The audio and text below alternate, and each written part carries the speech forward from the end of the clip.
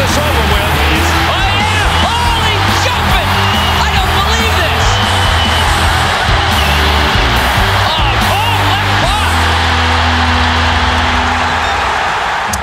Yeah, what do you think of when you think of Detroit and Colorado? It's the perfect lead-in to our next guest, Adrian Dater. He's a columnist with the Denver Post and a lead contributor to Versus.com. All right, Adrian, you chronicled the great rivalry of the late 90s, the early 2000s. You wrote a book called Blood Feud. What made the clash between these two teams so special?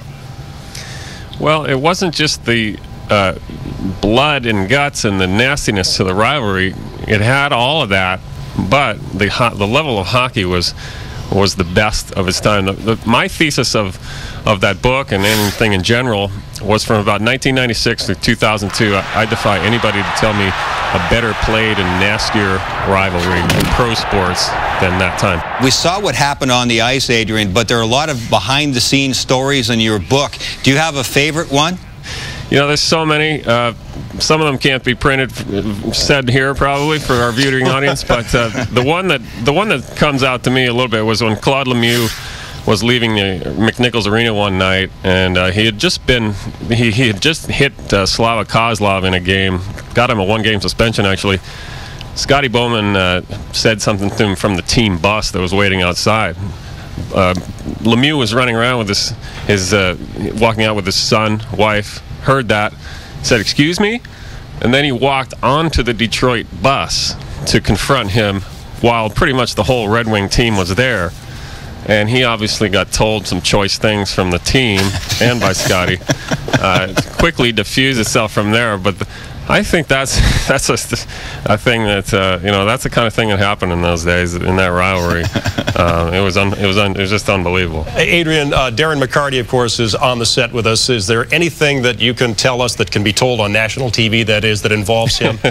Oh, I think a lot can. I mean, Darren was as hated as he was in Denver. I got to know him. He's a great guy. Every Avalanche fan would have wanted to have him on the team for sure.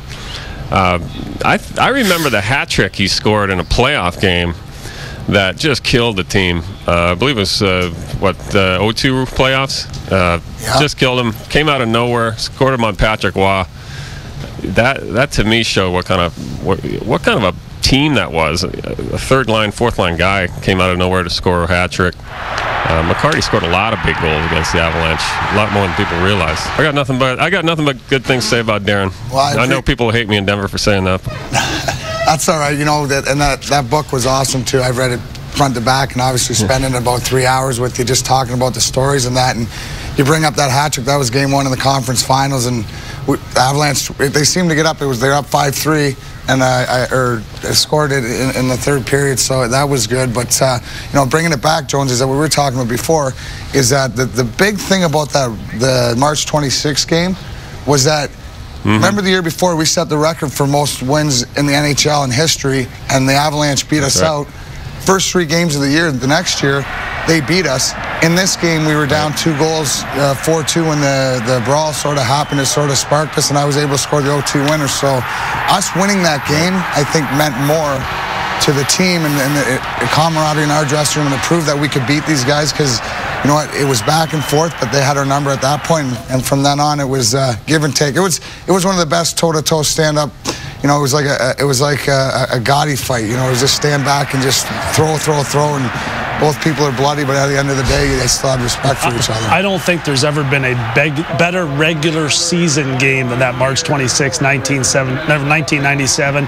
And so much it had to do with what Darren did. It was the most well-timed punch I've ever seen in my life when he did get back at Claude Lemieux. We had won the first 3 games. We were dominating that game. It was the first period. It was 4-2. That fight happened. The Red Wings came right back. I think a minute after you had the fight, Lidstrom scored to make it 4-3. You battled back in the third period. I remember sitting on the bench going, this is unbelievable. Then you scored in overtime. We left that game. We still won the President's Trophy as the best team during the regular season, but we had lost our mojo, and you guys had taken over from that point. So there was a lot to be said for what Darren did in that game, obviously scoring the winning goal and providing the punch. But that regular season game was something to behold, and very happy I was involved with it. Wish I was on the right side of it, but Darren had a major impact. That's another